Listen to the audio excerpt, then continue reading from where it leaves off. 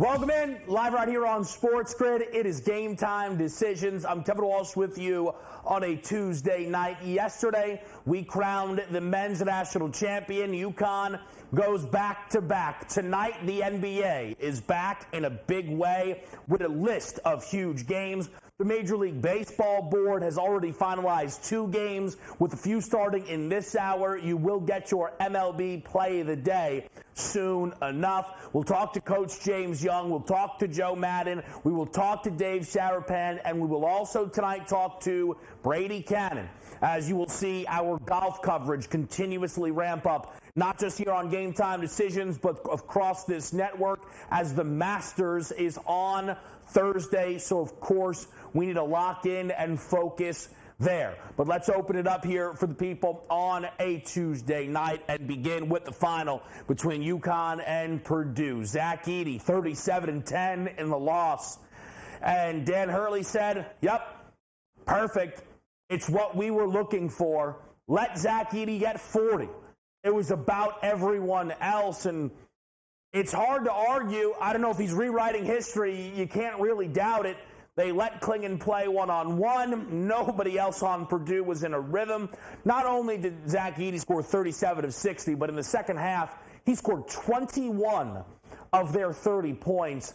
A dismal night for everyone on Purdue outside of the back-to-back player of the year. Could not bring home that player of the tournament in a loss. It does go to Tristan Newton, who we broke down right here on Game Time Decisions at 10-1 after the round of 32, though it's hard to victory lap with A, not having the wager in, and B, what I said in some ways didn't really deliver. They gave Tristan Newton the award entirely based on the game against Purdue.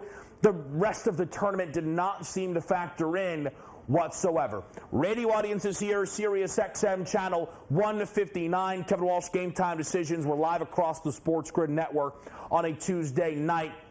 I love it. A lot of people getting your way too early top 25s out there in the college basketball landscape. Duke looking like a potential unanimous number 1. They are the current favorite for next year's national championship. Here tonight, we'll do the way too early headlines. Items to look at. We're still waiting to see who will be replacing John Calipari at Kentucky. Dan Hurley of UConn shutting those rumors down. I don't think he shut him down enough, though, to prevent the phone call that will be coming his way. As I said, it's a big night tonight across a lot of boards, the baseball, the NBA, and the NHL. So as we look through some of the key games here tonight, and again, the NBA board, I'm eyeing up some star player props. I'm excited to get into those, and we'll go over to that NBA board right now. Those are your best 4 games here. Some injury news. I know Kristaps tonight will be out for Boston. Milwaukee getting respect on their money line. It's one of those, you can see the spot a mile away, right? Milwaukee is the sharp side. It's the buy low point. It's something that you would probably hear me say. I can't bet on this team. They are beyond dead to me after what they did to that updated 50.5 win total and the collapse that this back end of the season has been for this team. But I do have a player prop in this game. SGA returns for Oklahoma City. If this Thunder team wants any chance at the 1 seed in the West, they need to win out. They beat Charlotte without SGA. He's back in the fold tonight. A player prop on him. How about Clippers Suns? Has anybody noticed Kawhi Leonard hasn't been playing basketball for a while now? Clippers seem to be floating in no man's land. They cannot get up to the 1, the 2, or the 3. They can't fall back into the play-in. They're just kind of riding this out, hoping to be the 4 seed and likely drawing Luka Doncic in the opening round of the playoffs. If that's so for the Clippers, and Kawhi is back after maybe missing the final 2 weeks, cool, great, wonderful. If Kawhi is not available for the first round of the playoffs, they will be a dog in the first round of the playoffs. Tonight, a great example, catching 8.5 from a healthy Phoenix Suns team that did just lose, though, to the New Orleans Pelicans. And up top here, the Lakers and the Warriors. Here, this game, a perfect example of why the Lakers need to get out of the 9-10 The Lakers are a 2.5-point favorite against the Warriors in this game. They would need to win this game, this exact game, at home, and then win another road game.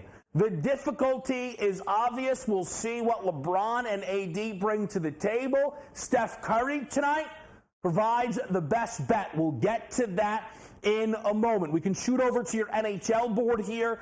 It is a robust Tuesday card. Some of your highlights are Boston and Carolina. Little Metro battle here with the Isles and the Rangers, Winnipeg and Nashville. And we'll see what we get out of Ovechkin and the Caps against the Detroit Red Wings. If we shoot on over to your baseball board, which again has a 6:05 start coming up between the White Sox and the Guardians. At 6:40, we got Frankie Montas and the Reds.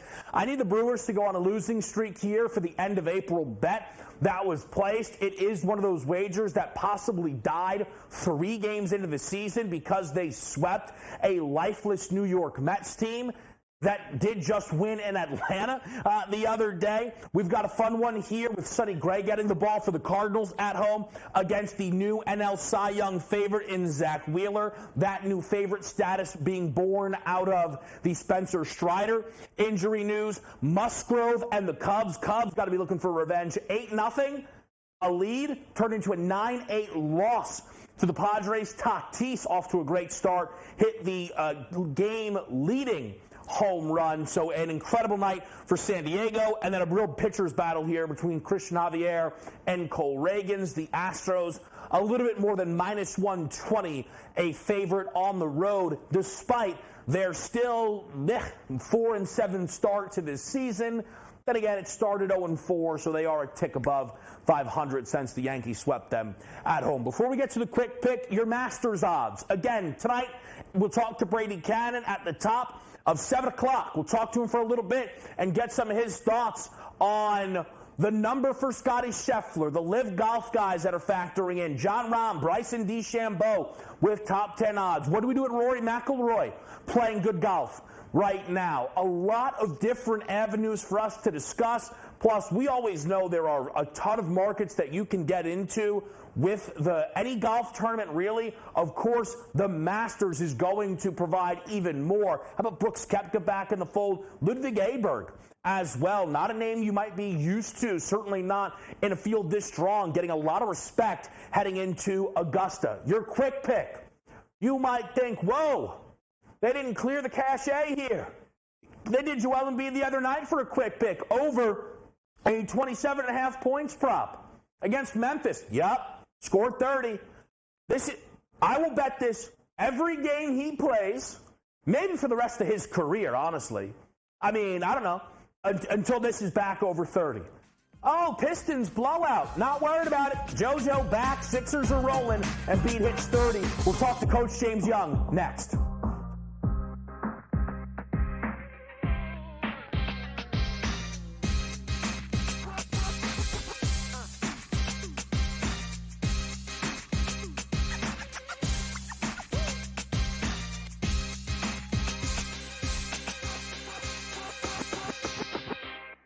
There is going to be an energy to game time decisions that you will feel night in and night out. We're going to go through every single thing, and I've got a great team behind me that's going to help me get the job done. I want this to be the place that people come to. We are going to hit every single one of those markets that you need to know about. There is not going to be a better place, I promise you, than Game Time Decisions. We will have everything at our disposal, and we will use that to our advantage. I'm Kevin Walsh. Tune into Game Time Decisions from 6 to 8 p.m. Eastern on SportsGrid.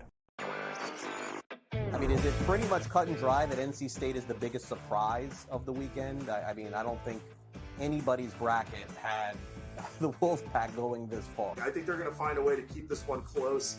And we all know Purdue's tournament history under Matt Painter. They've had a lot of early exits when they've been good teams, and maybe this is the time they'll exercise their demons. It's kind of like when Virginia lost to that 16-seed UMBC. Newswire, only on SportsGrid. We had the best team in Colorado losing. So there's it's not even like Colorado's going to sit on it, right? I mean, there's no way in the world we're not getting one more goal. We're going to cash this ticket. Cha-ching, cha-ching. I love the bet. I love the price. I think that's, like I said, that's one we're going to have to, we're telling everybody right now. they're probably moving it in risk rooms everywhere right now based on us giving out this information. In-game live, prime time, only on SportsGrid. North Carolina come back, take the lead, and then somehow Alabama punches back. A true classic. Like, the word classic gets tossed around loosely a lot, but that really was a true classic. Great point earlier about Arizona. They had such an advantage under the basket, yet they're having guys just chuck threes. Their whole game plan sucked from the get-go. Like, the fact that they lost that game, I put a lot of it on coaching. Sports Rage Late Night, only on SportsGrid. It's smarter to be on SportsGrid, your 24/7 sports wagering network. The early line. Magical and historic season in Lincoln, Nebraska continues. He is the best player in the NBA, but also in the biggest moments where the national media is watching. Newswire. Something that we have never seen happen before with one of the iconic coaches in the game. Pharrell Coast to Coast. The team covers. It's automatic. It's every time. Not sometimes. It's every time. Game time decisions. Luka is actually far more dangerous from three on the road this year than at home. This game here tonight, you may want to consider taking as many points as humanly possible. In-game live, prime time. We got not one, but two coaches fired systems in place. Sports Rage This Late sort of Night. has letdown written all over it. It's going to be hard to match the emotion that they played with the other night. It's smarter to be on SportsGrid.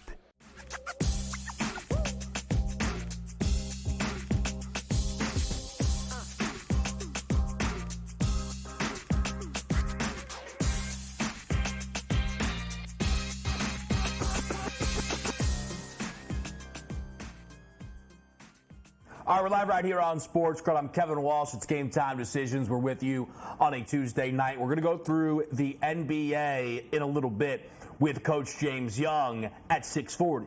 That does not mean that Coach James Young is not here right now, as we have some college basketball items to get to. JY, how are you on this Tuesday? I'm good, man. I can't wait to go to sleep. I'm not gonna lie to you. It was a long night, but a fun night, and hopefully a lot of people listened in to me, you, and Big Ten Ben, because I thought it was absolutely fantastic. I agree. Great to work with you guys, everybody behind the scenes, and everybody that tuned in across that coverage. And JY, I know you were live with both Ben and Donnie this morning. And look, I think we're far enough removed. I'm not going to say, hey, you think UConn's a dynasty? No. We're past that. The next, well, can't guarantee it. Big show we'll do together. I don't know if it'll be the next. Everything's big. Will be the NBA draft, Coach. And there in this game were three obvious draft prospects in Stephen Castle, Donovan Clingan, and Zach Edey. I want to remove Steph because we had the Edey-Clingan head-to-head.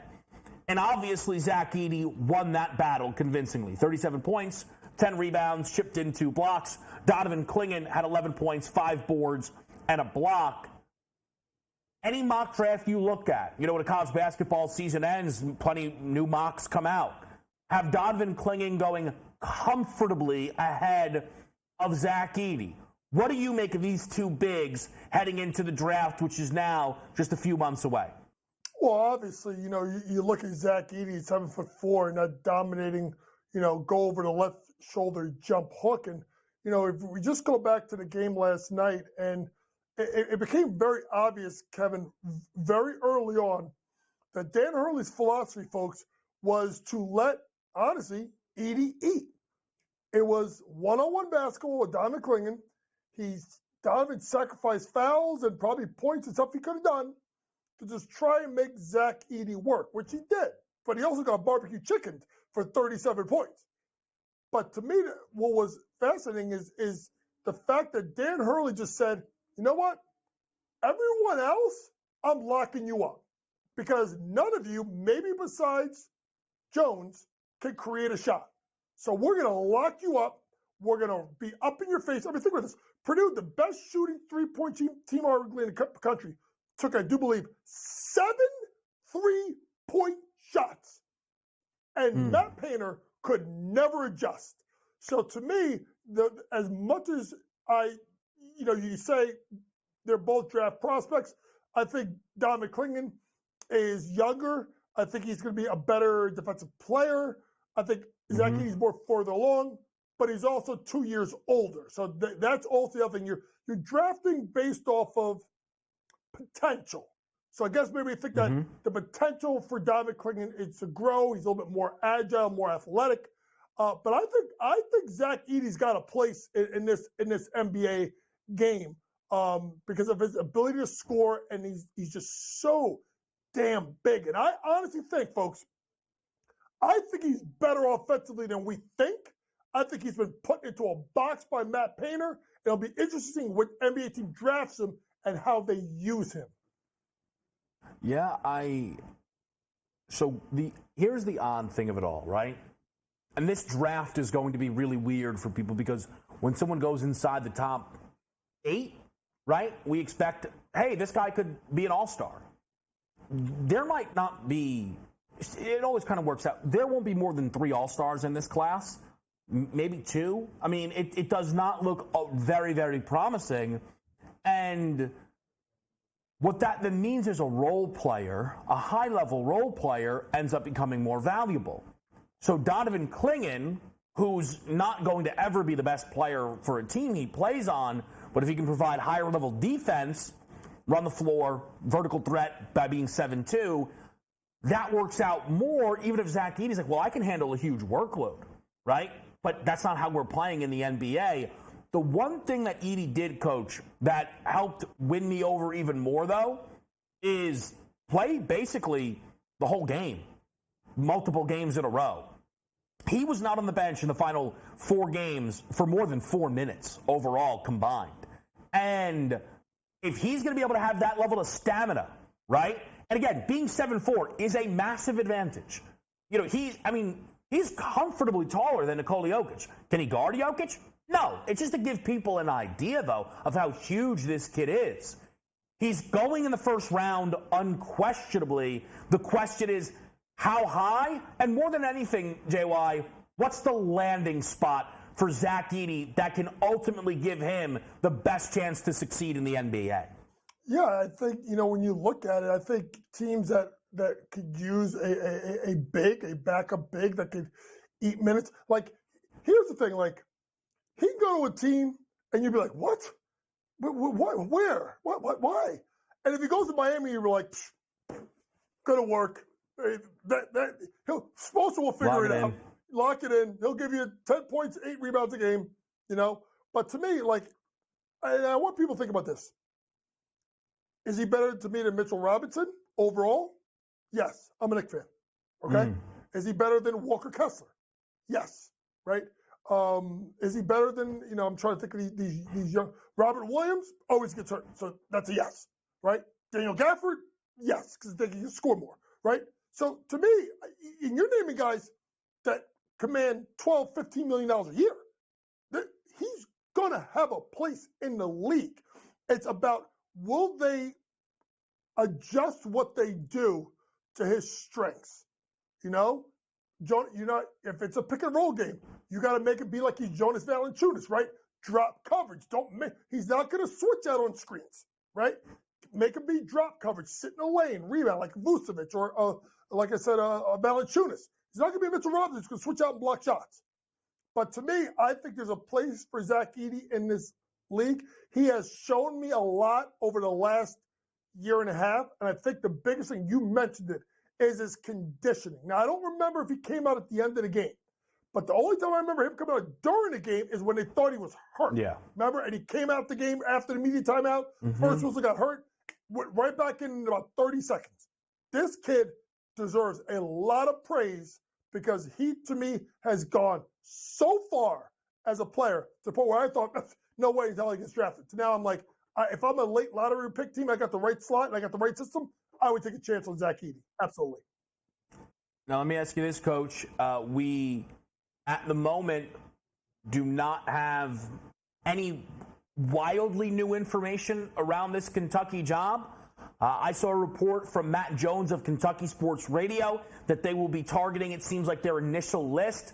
Dan Hurley of UConn, Scott Drew of Baylor, And the guy you continuously mentioned, Billy Donovan of the Chicago Bulls. I just, Adam, Zach from Zach Bar, Evan Zagoria, who's a friend of the program, come on my podcast, I'm Betting Above the Rim, has already just announced in the last 5 minutes that it looks like Scott Drew is the leader in the clubhouse. The AD of Kentucky has a huge affinity for Scott Drew. And I think Scott Drew, honestly, I love Billy Donovan, but Scott Drew would make sense, right? High-powered program, big-time coach, won a national championship, has won with the new model, right, Kevin? Veterans, stud recruits, transfer portal. That would be a home run hire if they got Scott Drew to lead Baylor. For me, and I think you've made great points on Donovan. You know my worry. 10 years removed from college. Lisi's mentioned Jay Wright. Too many years removed from college. Plus, you've mentioned why he left college. Scott Drew checks every box. Hurley's the first phone call. Nate Oates was probably the second. Scott Drew was the third. Kentucky basketball shouldn't have to call a fourth coach, and perhaps they will not have to. We're going to talk to Coach again 20 minutes. Monster NBA slate. We get you picks and breakdowns. We'll talk to Joe Madden about the baseball and the hockey next.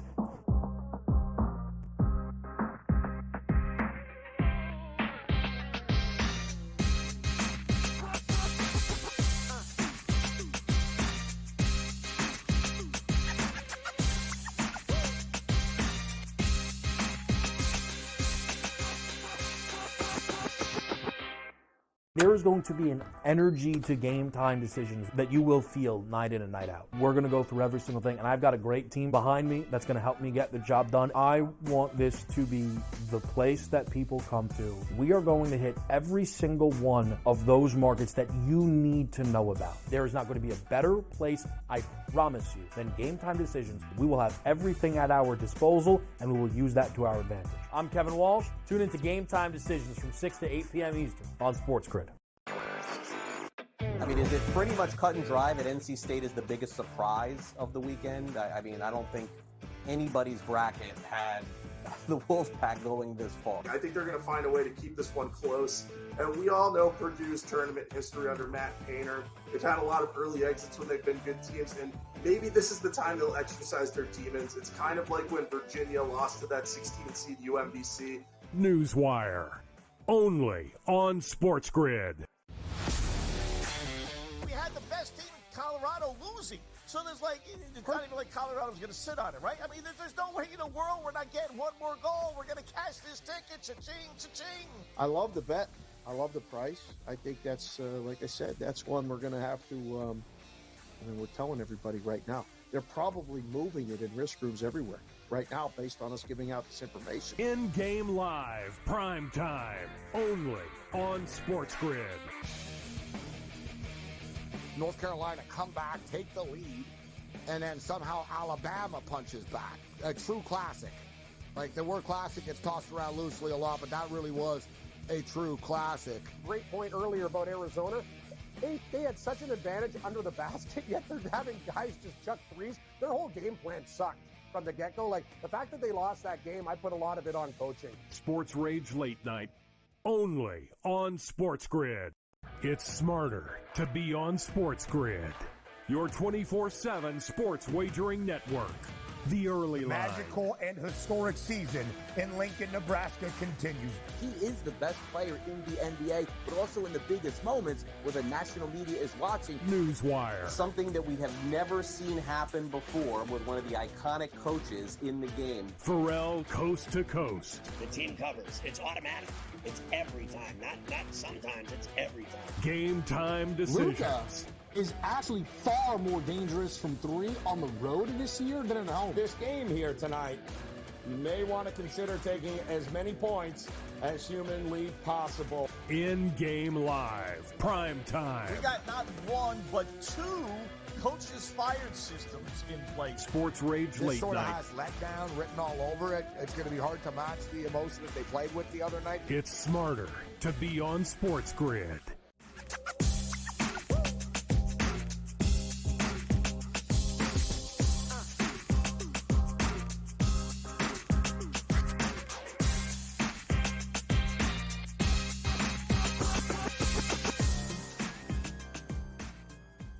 All right, we're live right here. Game Time Decisions, making it happen with you on a Tuesday. Joe Madden enters the fold here. A lot of baseball, a lot of hockey. Joe, how are you?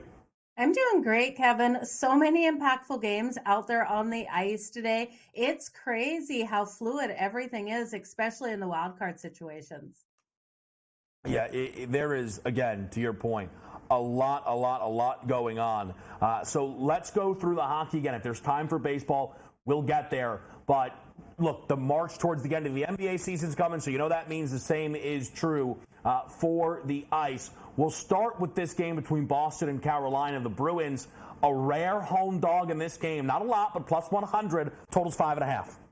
I got to look at the under in this one, Kevin. I expect playoff style hockey right out of the gate between these two teams. We've got solid goaltending and solid defense on both sides of the puck, and both of these teams fighting still for so much. The Boston Bruins want to win the President's Trophy. At least I do believe they do. Maybe they're worried about the curse there, but they're sitting first in the Atlantic right now. 107 points. They're 5 points ahead of the Florida Panthers, so not much wiggle room there for that first spot in the Atlantic. They're also sitting only 3 points behind the New York Rangers, who have 110 points right now on the season. So I do think Boston's worth a look in this one at home, but we do have the Hurricanes playing such solid hockey right now. They're sitting second in the Metro with 105 points. They're 5 points behind the Rangers as well. So everything depends on a solid defense and goaltending in this game, but I do think we get it. I'm taking the under 5.5, Kevin. All right, so some low-scoring hockey in a playoff caliber matchup. What about the New York battle here, Joe? Isles Rangers, same line. The road minus 120 number now being listed on the Rangers, so it looks like some Isles money has come in. Okay, these teams will turn around and play each other again. I believe it's in a couple of days here. And I do think the Rangers are the right side in this one, but I don't want to lay the juice that I have to lay on them today in this battle. We look at the New York Islanders, and they've locked down on the defensive side of things. Are playing defensive hockey out there, and Varlamov has been really solid in his last game out. He stopped 41 shots on his net. Looking at the Rangers, I do clearly believe they're the better team, and of course this team is leading the league right now. Should be able to take the President's Trophy with 110 points. They are sitting 3 points ahead of the Boston Bruins for the first and the top in the Eastern Conference, as well as the President's Trophy, and 3 points above the Dallas Stars as well. So I do think we get the best out of the Rangers. I just don't love the line. I'm going to look again for playoff style hockey in this one. I love the under 5.5. The first period under 1.5 is in play as well, Kevin. That's at minus 112. And I do like the plus money on the no goals in the first 10 minutes at plus 110. I could see this one going into the second period scoreless. So give me a strong start on defense and goaltending in a game that means so very much. The Islanders are sitting third in the Metro right now with 85 points. The Pittsburgh Penguins are right behind them, fourth in the Metro. Separates these two teams by 1 point out there between that third spot or a wild card position. So we're going to see both of these teams locked down. All right. So, again, some lower scoring hockey. There's some great games on this board tonight, and that's just sometimes how these things start to pan out here. Joe, what about Toronto? The Maple Leafs tonight will play the New Jersey Devils, so we'll keep it here on the East Coast. But another home dog here, this time the Devils at a little bit better than plus 110. You know what? I would love to find a way to get behind the New Jersey Devils tonight, but I just can't.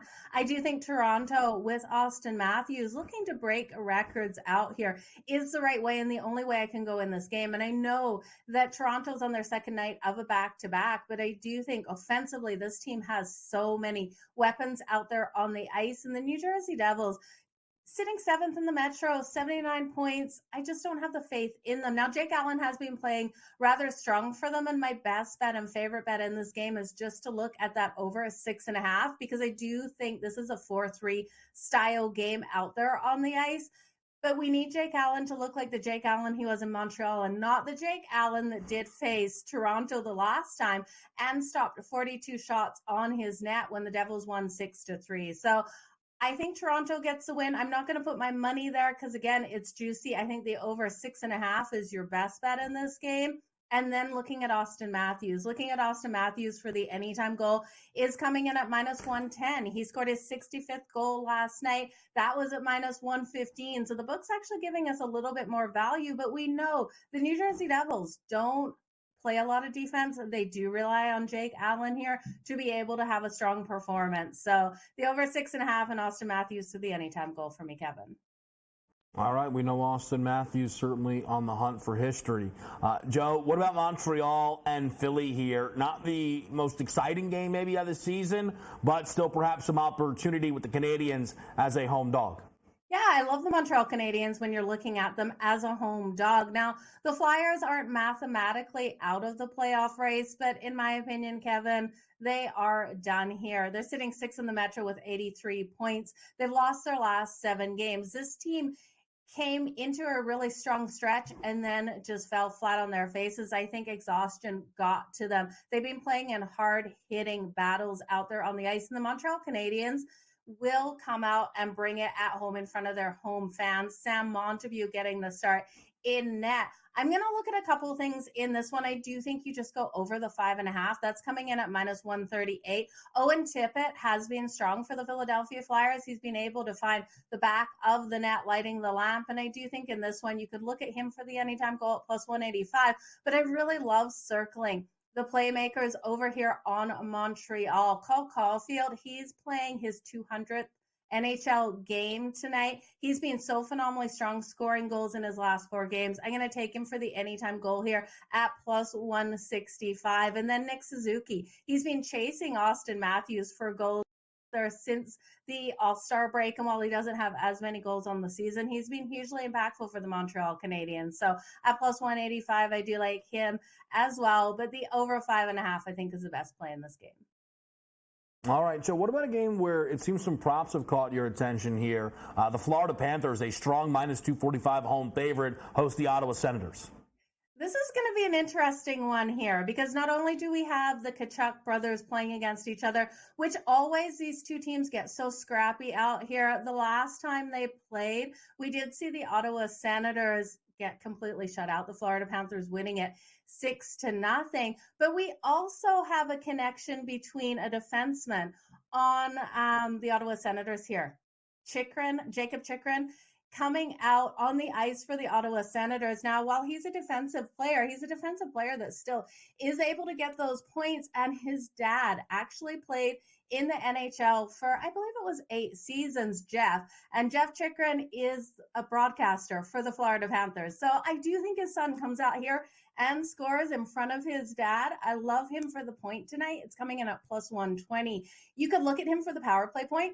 He does play on that top power play. That's coming in at plus 380. And if you want to go for the anytime goal, it's asking a lot, but I think worth a sprinkle at plus 490. I think the best play, though, is the point at plus 120. And then Barkov has been so phenomenally strong here for the Florida Panthers. You got to look at him for the anytime goal at plus 170. The Florida Panthers score so much on the Ottawa Senators each and every game. So circling the props here for the Florida Panthers can't do you wrong tonight, Kevin.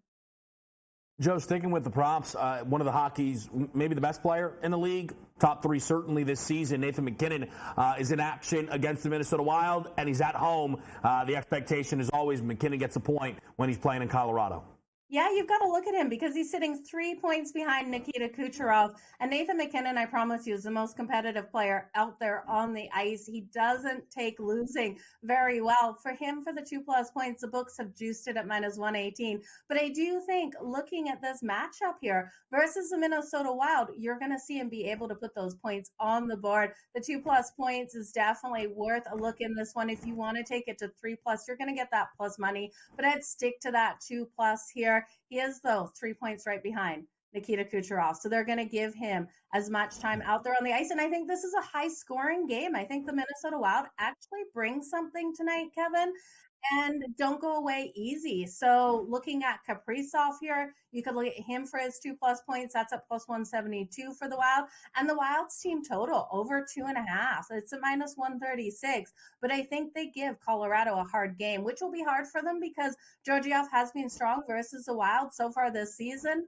But I think this is one of those games where they kind of overlooked the Wild coming in here. This team isn't their hardest competition to finish off this season. They have the Jets on deck, who are sitting third in the Central, and then Vegas and the Oilers to finish the season. So this is their easiest game of the four left.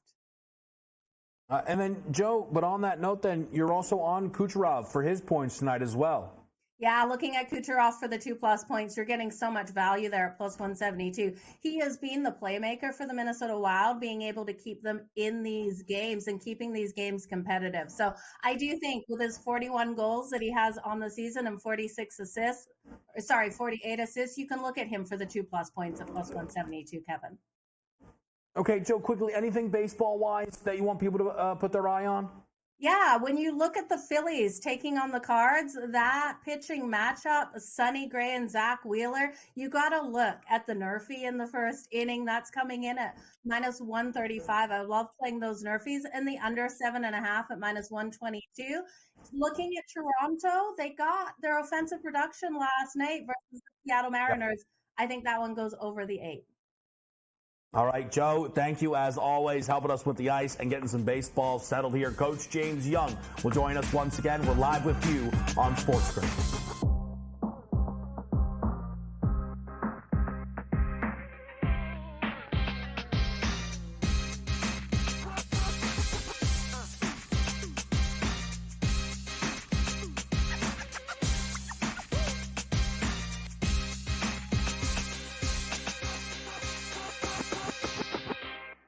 There is going to be an energy to game time decisions that you will feel night in and night out. We're going to go through every single thing, and I've got a great team behind me that's going to help me get the job done. I want this to be the place that people come to. We are going to hit every single one of those markets that you need to know about. There is not going to be a better place, I promise you, than Game Time Decisions. We will have everything at our disposal, and we will use that to our advantage. I'm Kevin Walsh. Tune into Game Time Decisions from 6 to 8 p.m. Eastern on SportsGrid.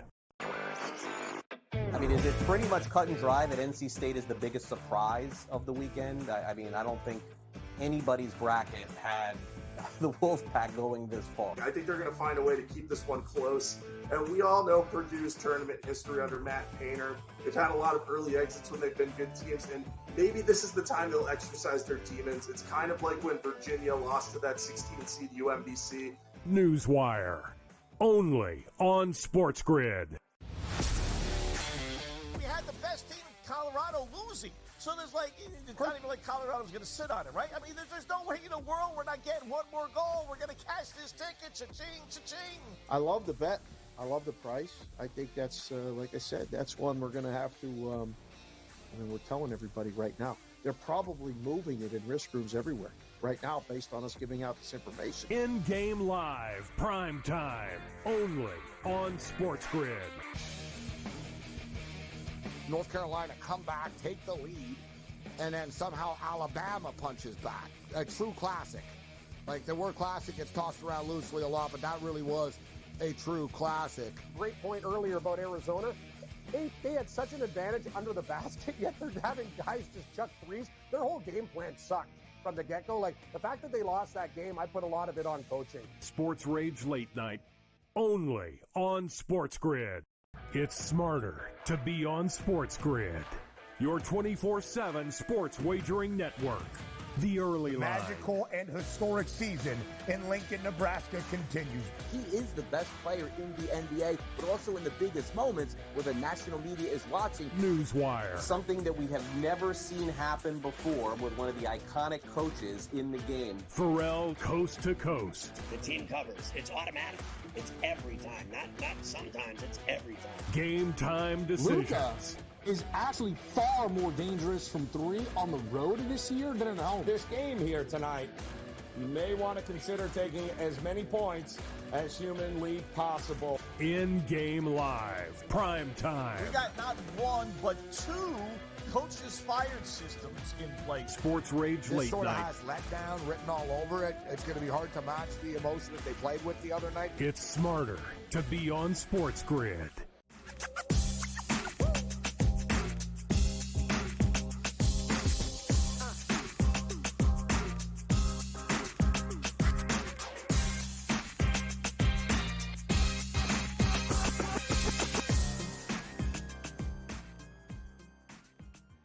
All right, we're live right here on SportsGrid. I'm Kevin Walsh, Coach James Young, back in the mix here.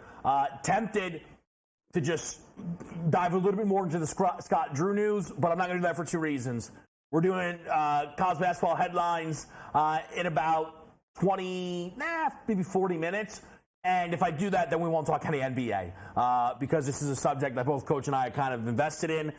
Coach, but tonight the association has a great board. I'm curious to see if there's any games that stand out to you. And there's one I just had a feeling you would be on. I'm not saying it's wrong. I didn't bet a side. But Celtics-Bucks, again, I almost feel like I already asked you this because I see it coming a mile away. And I get it, JY. Tell the people what you like tonight in Celtics-Bucks. I ain't betting on no darn Bucks. I mean, listen. Yeah. Granted, when I liked it before, like, some of these guys got ruled out, right? So that, obviously Al Horford's out tonight. Porzingis is out, but I'm still going with it. I'm still going to go with it. I'm going to just, instead of going money line, I'm going to take them plus the points. I'm going to change up on it now because it's plus 3.5. I'm not going to go money line now because they were minus money before. The Bucks are so desperate. They're putting Pat Beverly into the starting lineup. Like, that's a panic move, right? Because I like Beasley, but Beasley's has struggled. So I like it, and I know he's going to try and get under Jaylen Brown's skin. I don't care.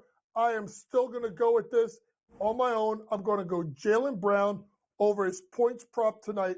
I think he gets busy. I don't care who's guarding him. Yeah, I mean, look, Pat Bev is he's got a podcast. That's he's not a lockdown defender anymore. That's just the reality of it. Can I ask you a question? Change something. Who out of these three guys, if you can vote them off the podcast island, ready? Pat Bev, Draymond, Gilbert Arenas.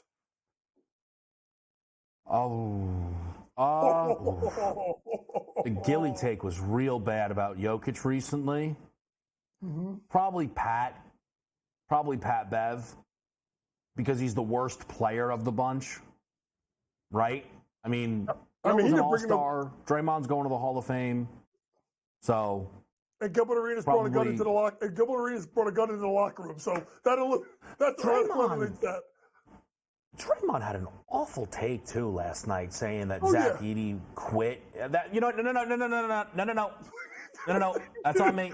Nobody cares. Not what we're doing. Knicks, Bulls, Jay. Oh, hold on. I'm on Giannis tonight, though, over 27.5 points. This is, first of all, he averages 30 a night. So why is the number so low? It's respect to Boston's defense. Cool. Good for them. They've held him out of that number all year long. This is a spot where Giannis steps up, right? If no matter what the result of this game is, Giannis puts his best foot forward. Doc, by the way, is getting a little desperate. We talked last night about being able to beat the Zach Edey number because of how much he was going to play. Somewhat similar here. Giannis played 39 minutes the other night against the Knicks.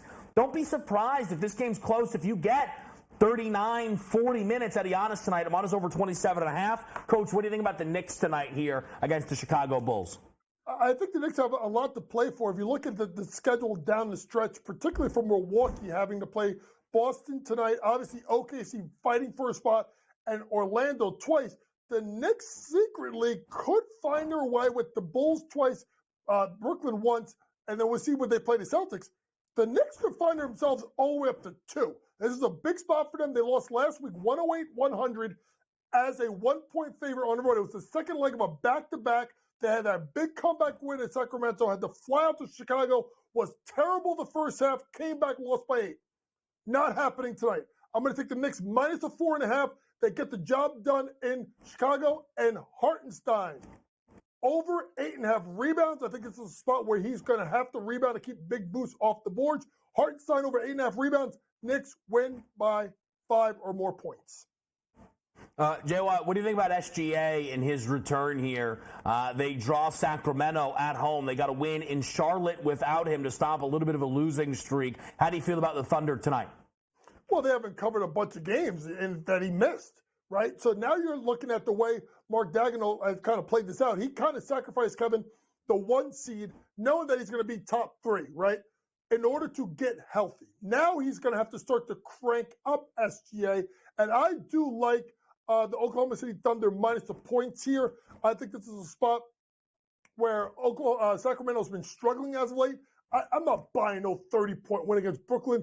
Me, you, Pat Foster, Sammy Yarnell, and Preston can get at least through the first quarter in the game. I don't know if we go any deeper than that. But Sacramento, no Whiter, no Monk. They're struggling down the stretch. I think they're going to fall into the playing game, maybe even down to 9. Hello, here come the Lakers. Give me Oklahoma City minus the points. I'm on SGA over 8.5 first quarter points. Look, there is a level of risk involved because maybe he doesn't get his typical allotment of minutes in the first quarter. The thing is, SGA averages about 11 per game on this season, actually a little bit more than 11 a night in the first quarter. So that's baked in. SGA has gone over this number in 47 out of the 24 games he's played this year. And he's missed it in 6 straight. So think about that. Hit rate, I'm going to take a shot on SGA over the first quarter points. JY, how do you feel about Phoenix and LA? The Clippers, without Kawhi, play the Suns. Well, this line has moved, and it's keep moving in a direction where Phoenix, really has to get the job done. And I'm going to stick with them here. I'm going to go ahead and take Phoenix minus the points. Obviously, we know the Clippers. Harden is questionable. Kawhi is out, right? Harden questionable. Maybe he sits out this game because they have a 2-game lead, Kevin, for the 4 spot versus Dallas. I could see Tyronn Lue kind of pumping his brakes a little bit and slowing down the minutes tonight. Whereas I look on the other side, a Phoenix team that is trying to find their way to that 6th spot. Right now, they're in the 6th spot, but they're tied with the Pelicans. Maybe Dallas trips up a little bit. Maybe they can, quote, find their way to 5. I doubt it. Big spot tonight for Phoenix. I'm laying the points. Give me the Suns. I think they win big because I think Tyronn Lue will rest some of his guys and not play them the normal minutes. I am at the moment not in the mix in that game. I was thinking about the over, but I did not play that. So I've mentioned Embiid over the 29.5, Giannis over the 27.5, and SG over the 8 to 8.5 first quarter points. My other bets tonight are Victor Wembanyama over 1.5 steals. Wemby with 3 straight games without 2 steals. I was tempted by the 5.5 steals plus blocks, but at that point then, why am I not betting 5 blocks? Why am I not betting 6 blocks? I'm looking for 2 steals tonight. It's minus 130. I'm going to take my chance there. My favorite bet tonight is Steph Curry over 4.5 made threes. Obviously, you already know the deal. Most unbiased man, history of sports media. Also, I think there's a volume thing coming here for Steph. And also, I do believe that Steph Curry takes this matchup personal in not a negative way, but I think very clearly he and LeBron raise their game when they're on the court with one another tonight. Coach, maybe you don't have a side for that game, but what are you looking for in the matchup tonight between the Lakers and the Warriors? I'm going to go with Klay Thompson and go over his points. It's at 17.5 tonight. Okay. Klay Thompson is someone that is scoring the ball better over toward the last 3 games. I think he's playing for a contract. This is a big spot for him. 26 points in the game on March 16th. 24 points for the game January 27th. It's crazy. It's like I don't think he ever accepted the role to the bench, but I feel like he's starting to thrive a little bit in that role because he's getting the shot volume that he needs and he's looking better. Klay Thompson over his points prop tonight. All right, there we go. Little Klay Thompson action here. JY, we zoom out, and the East is a mess. Yeah. The East is a mess. There is 2.5 games separating 2 through 6. It's a game and a half of 2 through 5. You want to go crazy, it's 4 games between 2 through 8 right now. Is there a certain matchup that you would be really interested in seeing in round 1? Because it kind of feels like every single thing is on the board right now. We all know Boston's locked into the playoffs, but is there anything in the East of a round 1 matchup that you'd love to see? Oh, it's already lined up right now. I want to see Philadelphia versus Milwaukee. I want to see the Doc River. I want to see Doc Gate, right? Doc Gate. Doc who just destroyed the Sixers. And obviously, a chance for them to exact some revenge against a Milwaukee team that I'm looking square at and thinking about. If they flame out, I just want to watch the fireworks. Sneaky good matchup I also want to see is I want to see Orlando, New York. This Orlando team is young. They're hungry. There's been a lot of trash talk between the fan bases. Orlando won 3 out of 4 games. Last time the Knicks blew them out. That would be an intriguing matchup of a team in Orlando that's not getting the love and respect that they deserve, but is playing really good basketball, and they defend. They're kind of like, I don't want to call them Knicks light, but they're kind of like that in New York. They've kind of developed like a grit and a toughness in that I really like. That's the matchup I also want to see, Orlando versus New York. Cleveland, they can go play in traffic. They're going to be out, in 5 games. They're talking about J.B. Bickerstaff playing for his job.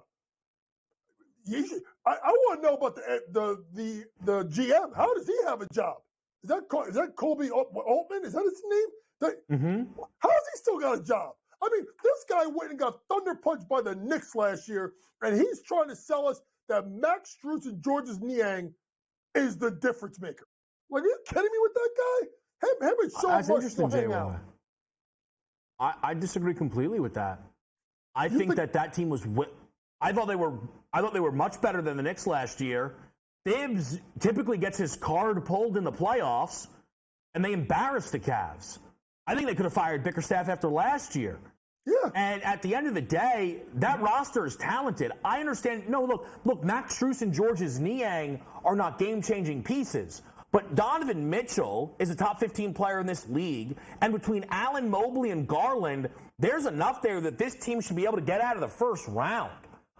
You want to talk, hey, those are not moves to win a title. I agree with you there, JY. If this team's eliminated in the first round, Bickerstaff should be fired. My thing is this. Number one, Donovan Mitchell doesn't want to be there. I mean, he said that every which way you can say it. I love Jared Allen. I love Evan Mobley. I don't like them together.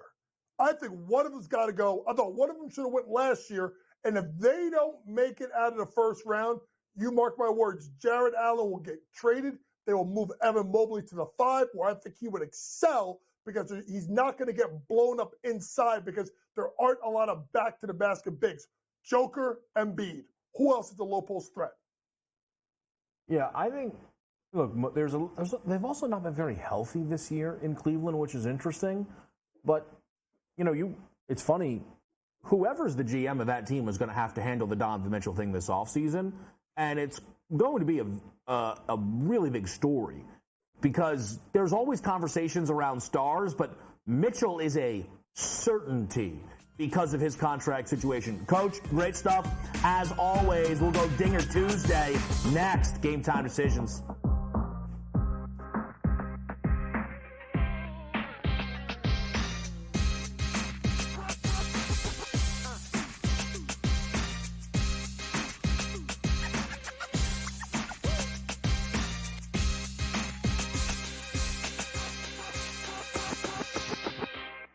There is going to be an energy to game time decisions that you will feel night in and night out. We're going to go through every single thing, and I've got a great team behind me that's going to help me get the job done. I want this to be the place that people come to. We are going to hit every single one of those markets that you need to know about. There is not going to be a better place, I promise you, than Game Time Decisions. We will have everything at our disposal, and we will use that to our advantage. I'm Kevin Walsh. Tune into Game Time Decisions from 6 to 8 p.m. Eastern on SportsGrid. I mean, is it pretty much cut and dry that NC State is the biggest surprise of the weekend? I mean, I don't think anybody's bracket had the Wolfpack going this far. I think they're going to find a way to keep this one close. And we all know Purdue's tournament history under Matt Painter. They've had a lot of early exits when they've been good teams, and maybe this is the time they'll exercise their demons. It's kind of like when Virginia lost to that 16 seed UMBC. Newswire, only on SportsGrid. We had the best team in Colorado losing. So there's like, it's not even like Colorado's going to sit on it, right? I mean, there's no way in the world we're not getting one more goal. We're going to cash this ticket. Cha-ching, cha-ching. I love the bet. I love the price. I think that's, like I said, that's one we're going to have to, we're telling everybody right now. They're probably moving it in risk rooms everywhere right now based on us giving out this information. In-game live, prime time, only on SportsGrid. North Carolina come back, take the lead, and then somehow Alabama punches back. A true classic. Like, the word classic gets tossed around loosely a lot, but that really was a true classic. Great point earlier about Arizona. They had such an advantage under the basket, yet they're having guys just chuck threes. Their whole game plan sucked from the get-go. Like, the fact that they lost that game, I put a lot of it on coaching. Sports Rage Late Night, only on SportsGrid. It's smarter to be on SportsGrid, your 24/7 sports wagering network. The early line. Magical and historic season in Lincoln, Nebraska continues. He is the best player in the NBA, but also in the biggest moments where the national media is watching. Newswire. Something that we have never seen happen before with one of the iconic coaches in the game. Pharrell, coast to coast. The team covers. It's automatic. It's every time. Not sometimes. It's every time. Game time decisions. Luka is actually far more dangerous from three on the road this year than at home. This game here tonight, you may want to consider taking as many points as humanly possible. In-game live, prime time. We got not one, but two coaches fired systems in place. Sports Rage This Late sort of Night. has letdown written all over it. It's going to be hard to match the emotion that they played with the other night. It's smarter to be on SportsGrid.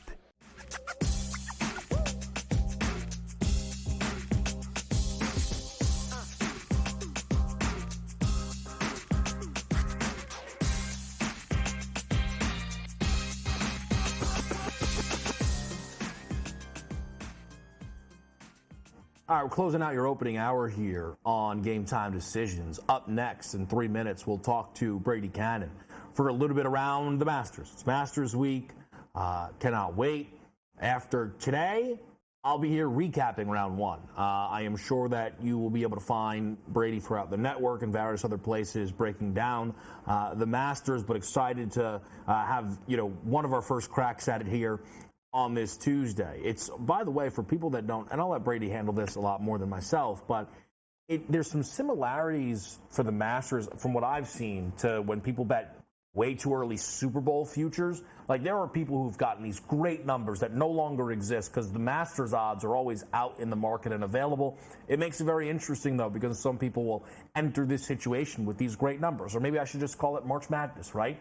Or maybe you jumped on a team much earlier in the year and then the bracket broke your way. It's, again, a fascinating, really one-of-a-kind event, and we'll get into it. But before we do that, let's just fly through the baseball. It is Dinger Tuesday. Last week, it was Acuna Jr. and Cody Bellinger. Cody Bellinger goes deep. When you're doing Dinger Tuesday, if you put two on the board, you only need certainly one to come in. You probably only need one of every four. We're going two guys again today. Corbin Carroll, leadoff man for the Diamondbacks, playing at Coors.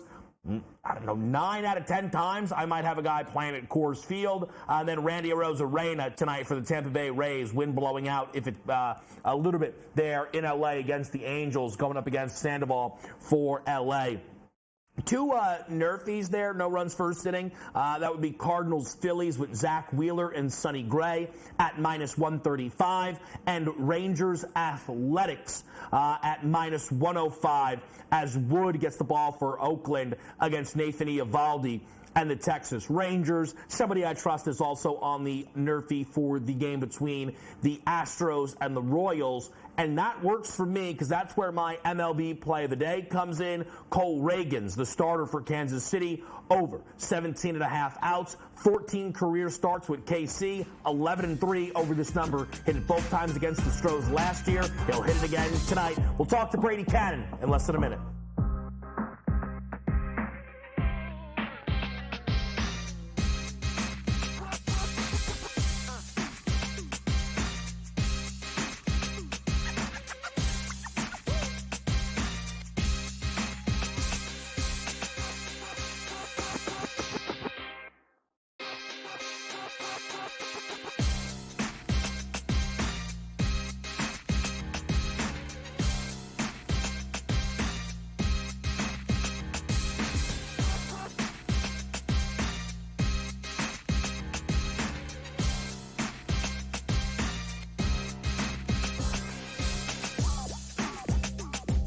Back right here, it's Game Time Decisions on SportsGrid. Kevin Walsh with you on this Tuesday night, joined by Brady Cannon as it is Masters Week. And Brady, I think the appropriate question to start with is, where do you begin when you are getting ready to bet the Masters? Well, first of all, I put on my green jacket and I get in the mood and the frame of mind. And now, you mentioned it in the last segment, and you're absolutely right. I mean, the Masters Futures Board is up for so long. The Masters concludes, and then I want to say, I don't know if it's even a month later, they have the futures out for the upcoming Masters, 9 months or 12 months later or so, whatever it is. But the point is, you've got that much time to look at this board and kind of salivate and like, oh my gosh, Willie Z's at 100 to 1 and Victor Hovland's at 50 to 1. And, pretty soon we roll up Magnolia Lane in early April and you've got 12 tickets in your pocket, which is probably too many. Thankfully, I learned that a long time ago. And I've still got a fair amount of futures. I've got 7 in my pocket this year. And actually, I'm not being accurate there. I actually have 9. 2 of them are 2 that I bet very early at what I thought were going to be good numbers. And I don't like those 2 much anymore. But everything I'm publishing this week, everything I'm writing about, I've gone with a slick 7 here. So, there's a lot of ways to skin this cat, and you related it to March Madness and the Super Bowl. And yeah, if you think the Washington Commanders have a great shot at 50 to 1 or whatever, it could work out. It could turn south. A guy I bet really early, one of the tickets I'm not so much in love with anymore was Justin Thomas. I bet him at 34 to 1 way back in January. I expected him to have a bounce back year this year and be in good form coming into Augusta. And, his number's gone all the way to like 55. And a lot of that, I think, is because of the caddy switch, a sudden change from Bones Mackay, Phil Mickelson's old caddy, who had a lot of success with JT. They won a PGA championship together. His form has dropped off a little bit. He's had a pretty darn good start to the season, but he's missed a couple of cuts. His putting went completely sideways at the Valspar after he was the in-game favorite heading into the weekend that week, a guy that I was on, and then he just went completely south. So it's kind of gotten weird for Justin Thomas. And the other guy is Jason Day, who I bet back in February at 50 to 1, which at the time was the best number. I've seen him as high as 90 to 1. Now, I think that's a great number, and I would probably still bet him at least for a top 20 finish. He's kind of similar to Thomas, where his form has cooled off a little bit in the last few weeks. But I think Jay Day is still a contender, and a top 20 finish bet is probably pretty good. If I was to make an outright bet right now, certainly wouldn't do it at 50 to 1, and I'd have to think about it at 90. Yeah, I think, again, it is so interesting because with these golf tournaments, you can go down the board. But, Brady, we spoke a bit last week, and you mentioned don't go too far when it comes to a tournament like this. My question to you, and again, I could be off base here, but when I see Scotty at plus 450, it almost to me then says we're not getting fair numbers on Rory and Rahm. Because I feel like if I move Scotty back to the 8-9 to 1 he would be had he not ripped off win and then T2, Rory and Rahm would still be 11, right? I feel as if Scotty's going to be plus 450, I thought that would force everybody back a little bit further. What do you make of Rory McIlroy and Jon Rahm, who appear to be maybe what I guess Xander Schauffele in their own tier?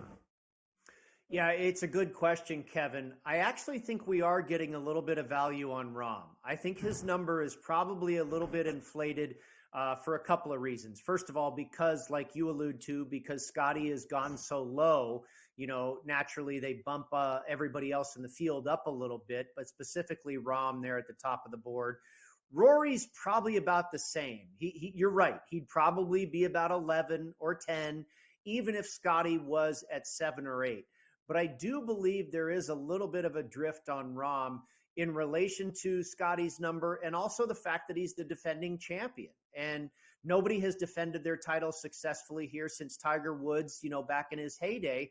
And before that, it was years before that with Nick Faldo. So it doesn't happen all that too often where a defending champion makes it back to back at the Masters. And with, what John Rahm has coming into this event, he's hosting a champions dinner this evening. There's all the press conferences. There's all the distractions. Of course, he's been playing on LIV this season. He does not yet have a win. He's got a number of top tens, but there's a lot of pressure and outside distractions and other elements that go into being the defending champion. And that's why I think we don't see it happen too often where they repeat. So I think that's probably a reason you're getting a couple of points on that number in addition to how low Scotty has gone. Yeah, and again, that Scotty number jumps right off of the page at plus 450. How big of a number, Brady, might someone be walking into this weekend? We mentioned people who bet, out far in advance. I mean, Scotty's always near the top, but is it a situation where if someone's bet Scheffler, they likely aren't invested really anywhere else heading then into this tournament? Yeah, that's a really good question as well. I know one of my friends here in Las Vegas got Scotty Scheffler at 8-1. That's probably way back when, obviously before he strung those wins together here recently in the spring. And he does have some other futures tickets as well. And he's got some huge numbers on guys that he bet early. He's got Jason Day like I do at 50. He's got some ridiculous numbers on some other guys. So, it's all a guessing game, but if you've got Scotty at 4, obviously you're probably pretty heavily invested in that. You can't make a ton of money, betting $20 at 4-1. So, I've bet the longer the shots you bet, typically it's smaller bets and maybe you can have a larger size portfolio. The shorter numbers you bet, you probably aren't going to outlay as many different selections because those are probably bigger bets at those shorter prices. It depends on how some people bet just the same amount on no matter what the odds are. Personally, I bet a different amount according to the odds. I'm trying to win a certain amount of money. So if a guy's 100-1, I'm going to bet a lot less on him versus a guy that's 10-1. So if you've got Scotty in pocket at 4 and you're treating it that way, you probably don't have a whole lot of other options to bet into. Otherwise, you're really cutting into a profit. Which is, I'll say, though, what I think is so interesting at times when I talk to someone like yourself who bets golf every tournament and knows it so well, right? Plus 450 is about as short as we're going to get, right? Unless Scotty can continue playing at this level. But for people that tonight bet the Astros at minus 125, they look at that Scotty number as a gift. They can't believe what they're getting on the best golfer in the world. We're going to talk a little bit more about this. I'm also going to ask Brady about Tiger Woods because it is Tiger Woods. Next right here, it's Game Time Decisions.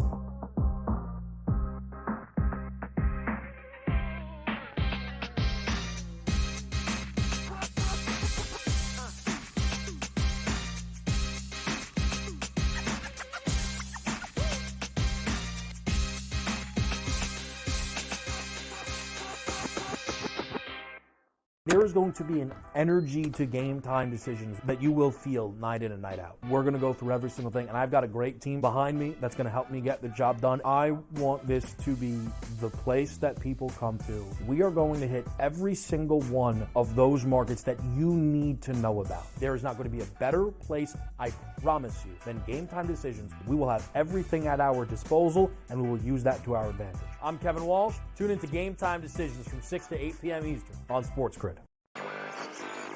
I mean, is it pretty much cut and dry that NC State is the biggest surprise of the weekend? I mean, I don't think anybody's bracket had the Wolfpack going this far. I think they're going to find a way to keep this one close. And we all know Purdue's tournament history under Matt Painter. They've had a lot of early exits when they've been good teams, and maybe this is the time they'll exercise their demons. It's kind of like when Virginia lost to that 16-seed UMBC. Newswire, only on SportsGrid. We had the best team in Colorado losing. So there's like, it's not even like Colorado's going to sit on it, right? I mean, there's no way in the world we're not getting one more goal. We're going to cash this ticket. Cha-ching, cha-ching. I love the bet. I love the price. I think that's, like I said, that's one we're going to have to, we're telling everybody right now. They're probably moving it in risk rooms everywhere right now based on us giving out this information. In-game live, prime time, only on SportsGrid. North Carolina come back, take the lead, and then somehow Alabama punches back. A true classic. Like the word classic gets tossed around loosely a lot, but that really was a true classic. Great point earlier about Arizona. They had such an advantage under the basket, yet they're having guys just chuck threes. Their whole game plan sucked from the get-go. Like, the fact that they lost that game, I put a lot of it on coaching. Sports Rage Late Night, only on SportsGrid. It's smarter to be on SportsGrid, your 24/7 sports wagering network. The early line. Magical and historic season in Lincoln, Nebraska continues. He is the best player in the NBA, but also in the biggest moments where the national media is watching. Newswire. Something that we have never seen happen before with one of the iconic coaches in the game. Pharrell coast to coast. The team covers. It's automatic. It's every time. Not sometimes. It's every time. Game time decisions. Luka is actually far more dangerous from three on the road this year than at home. This game here tonight, you may want to consider taking as many points as humanly possible. In-game live, prime time. We got not one, but two coaches fired systems in place. Sports Rage This Late sort of Night. has letdown written all over it. It's going to be hard to match the emotion that they played with the other night. It's smarter to be on SportsGrid.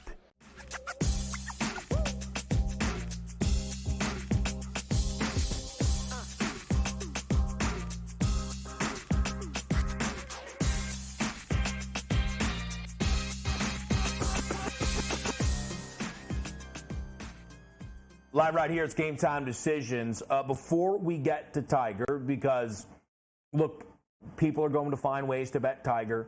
My guy Donnie always makes the joke that there's nothing sports books love more than the fact that this guy's still going, because he will be, you know what, screw it, we'll do the Tiger stuff first, Brady, and then we'll get to the picks. Tiger will be the what number bet golfer in the outright market? How many guys will take more bets than Tiger in the outright market this week? 3? Yeah, maybe 5. As far as tickets, not handle, but I would imagine ticket count. Okay. Tiger's certainly going to be top 10. I know for sure one store here in Las Vegas already has liability on Tiger. Even at 100 to 1, 150 to 1, I think I've seen as high as 170 to 1. Now, all those people got rewarded in 2019 when he was an absolute surprise. And obviously still had a lot of gas left in the tank at that time. But I think that ship has sailed. In the last 6 events that Tiger Woods has played, he's had to withdraw 3 times. And that's sad that we have to say that, but that's the truth. And it's very possible that he might be forced to withdraw again. You just never know with this guy's body at this stage in his career and all the injuries and the surgeries that he's been through, if he can hold up for 4 days. And, this was a common storyline we talked about last year heading into the Masters. A lot of people don't realize how hilly this golf course is. When you watch it on TV, you don't see it as much, but there's tremendous elevation change, and you're walking up and down, up to the green and down to the green and all over the place. And that's pretty tough on a guy's body like Tiger Woods. I thought he might do really well at St. Andrews a couple of years ago because that's a very flat golf course, and he'd be able to get around there for 4 days, and he's won there twice before. It wasn't the case. He didn't do well at that property either. But the point is, not only is Tiger fragile physically, but this is a very demanding physical golf course as well to walk for 4 days. I think I have a really good buddy who really likes golf. He's not like the sharpest better of all in the world, but every tournament that Tiger's in, he's going to put some money on Tiger. And he started even be like, I guess I got to bet him to make the cut. And then I think that's one of the things that's been like the adjustment for some of the outright Tiger bettors is, all right, it's him making the cut is what seems, look, winning would be great for him, but I believe he's approaching a record for most consecutive Masters cuts made. So, and that's around pick, which it's not what Scott didn't make the cut now, right? Kind of one of those crazy things. All right, let's talk some finishing positions here, Brady, because again, we talk the outright market because you're right. It is where the big money is. It's, oh my gosh, you predicted who won the Masters or the Valero or any tournament. But the normal wagers, I would almost call it, the stuff that's more common on a night-to-night basis based on just those ranges are your top 20s and your head-to-head matchups. Who are some of the guys that have stood out to you in the finishing position market? Well, Kevin, my strategy is I always bet the guys that I bet to win outright, which is my lowest amount of risk. I will typically bet those same guys to also finish top 20 at a higher amount of risk, because I figure if I figure those guys can win, if they make all the sense to me in my handicap, then why not also bet them for a top 20 finish? Why am I going outside of the guys I like already and plucking off other names to finish top 20 if I don't think they can win? It's kind of like betting an underdog in the NFL. I'm going to bet a team that I think can win the game outright, and I'll go ahead and take the 4.5 points as well. It's similar to that, I believe. So as far as who I have bet both outright and top 20, I bet Jordan Spieth outright. I bet Hideki Matsuyama outright. I bet Joaquin Niemann outright. I'm trying to remember them all here. I bet Tony Finau outright. I bet Shane Lowry outright. Now, I bet all those guys to finish top 20. I also bet Xander Schauffele to get an outright win, but his price to finish top 20 was minus 175. So I went a little bit further with Xander and bet him top 10, where you can get him at plus money. I've seen as high as plus 140, plus 135, plus 125, that neighborhood for Xander. And Xander is a finish position machine. We know the rap on him is he can't win, or he doesn't win that often. He just came oh so close, losing only to Scottie Scheffler there at the Players' Championship a few weeks back when he was leading on Sunday going into the final round. But he ends up finishing second, and it seems like that happens so often to him. So I don't mind him for a top 10 rather than the top 20. Jordan Spieth was the only guy that was at minus money in the top 20 market. I got him at minus 115. All the other guys, Shane Lowry, Tony Finau, Will Zalatoris is the other one that I forgot. I bet him outright and for top 20 as well. All those guys were plus money for a top 20 finish. I'm curious, Brady, for you, and the answer is probably both, but when it comes to the head-to-head market, is it more... Because I don't think you can say, okay, my favorite guy this week is X, my least favorite guy this week is Y, and now I can go head-to-head. They kind of line up like golfers. Is the starting point finding the guys you love this week, or the guys more so you want to fade? That's a really good question. I think it's a little bit of both, Kevin. A couple of guys that I had pinpointed that I wanted to fade this week were Justin Rose, Ricky Fowler, and Sungjae Im. All not in very good form right now. Now, all three guys have tremendous course history at Augusta, and course history here is incredibly strong, stronger than any other tournament we see all year. So you never know when a Fred Couples can shoot 71 on Thursday and make the cut like he did last year, or Mickelson finish second, or Tiger Woods win in 2019. I mean, weird things happen because guys know this course so well. They have so much experience here, and it carries over year after year. But I was looking to go against Ricky Fowler, Justin Rose, and Sungjae Im in matchups, but who they were paired against in the markets I have access to I didn't really find attractive, so I stayed away. Matchups vary from book to book, but if you can find the right one, and then of course you have to look at the price. It's like a point spread or a number in the outright market. If you don't think it's a good price or a good value, if you think you're paying a premium, then it's probably recommended that you stay away from that as well. But matchups is more like handicapping the Patriots versus the Steelers, versus an outright board where you're trying to say, okay, I like that guy and I like that guy, and oh boy, that price. And, it's fine. It's trying to find a needle in a haystack. The head-to-head matchup market, you can say, okay, Jordan Spieth against Rory McIlroy And Spieth is, boy, he's plus 140. That looks attractive. All right, let me dive in a little deeper to this. And, it's more of a traditional handicap, and you have a much better chance of winning. The hold percentage on a head-to-head matchup is only about 4% compared to the outright market, where it's probably at least 30, if not 40%. So, I think that's where you want to get the most heavily invested if you're looking to profit.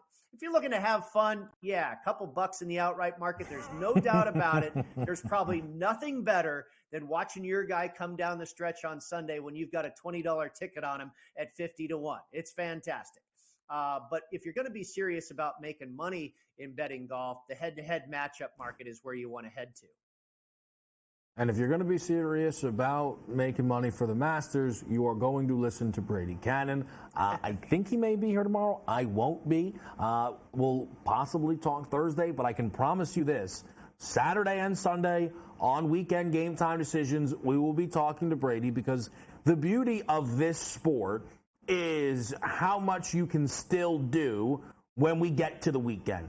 Again, it's so bizarre because it's very not even close to my favorite sport, but I do love how it's structured for these big events. I mean, it's basically March Madness condensed into 4 days. And it is.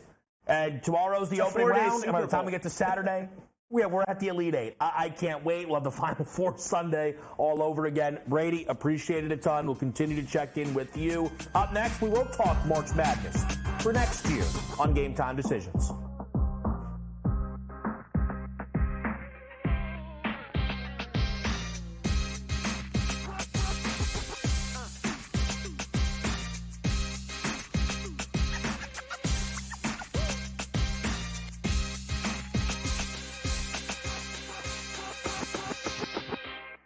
There is going to be an energy to game time decisions that you will feel night in and night out. We're going to go through every single thing, and I've got a great team behind me that's going to help me get the job done. I want this to be the place that people come to. We are going to hit every single one of those markets that you need to know about. There is not going to be a better place, I promise you, than Game Time Decisions. We will have everything at our disposal, and we will use that to our advantage. I'm Kevin Walsh. Tune into Game Time Decisions from 6 to 8 p.m. Eastern on SportsGrid. I mean, is it pretty much cut and dry that NC State is the biggest surprise of the weekend? I mean, I don't think anybody's bracket had the Wolfpack going this far. I think they're going to find a way to keep this one close. And we all know Purdue's tournament history under Matt Painter. They've had a lot of early exits when they've been good teams, and maybe this is the time they'll exercise their demons. It's kind of like when Virginia lost to that 16 seed UMBC.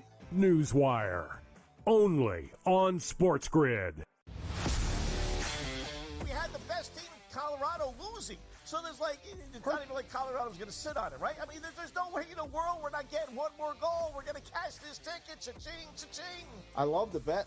I love the price. I think that's, like I said, that's one we're going to have to, we're telling everybody right now. They're probably moving it in risk rooms everywhere right now based on us giving out this information. In-game live, prime time, only on SportsGrid. North Carolina come back, take the lead, and then somehow Alabama punches back. A true classic. Like, the word classic gets tossed around loosely a lot, but that really was a true classic. Great point earlier about Arizona. They had such an advantage under the basket, yet they're having guys just chuck threes. Their whole game plan sucked from the get-go. Like, the fact that they lost that game, I put a lot of it on coaching. Sports Rage Late Night, only on SportsGrid. It's smarter to be on SportsGrid, your 24/7 sports wagering network. The early line. Magical and historic season in Lincoln, Nebraska continues. He is the best player in the NBA, but also in the biggest moments where the national media is watching. Newswire. Something that we have never seen happen before with one of the iconic coaches in the game. Pharrell, coast to coast. The team covers. It's automatic. It's every time. Not sometimes. It's every time. Game time decisions. Luka is actually far more dangerous from three on the road this year than at home. This game here tonight, you may want to consider taking as many points as humanly possible. In-game live. prime time. We got not one, but two coaches fired systems in place. Sports Rage This Late sort of Night. has letdown written all over it. It's going to be hard to match the emotion that they played with the other night. It's smarter to be on Sports Grid.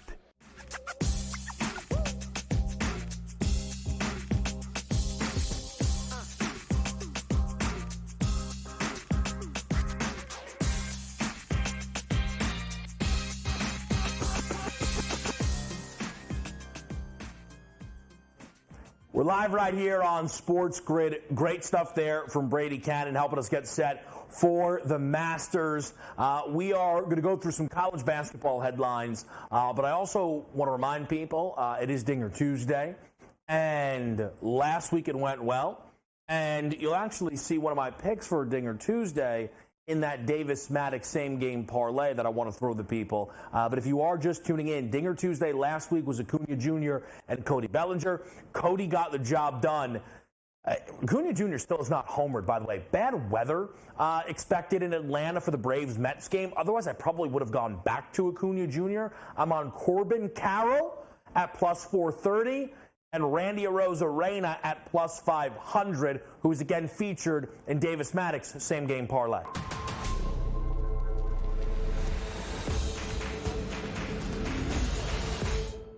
All right, guys, we are back with another same game parlay over on the FanDuel Sportsbook. We're going to have a little bit of a unique approach tonight for the Tampa Bay Rays at the Los Angeles Angels in Major League Baseball. We've got Aaron Savale and Patrick Sandoval pitching against one another, and we're going to take the over on 8.5 runs.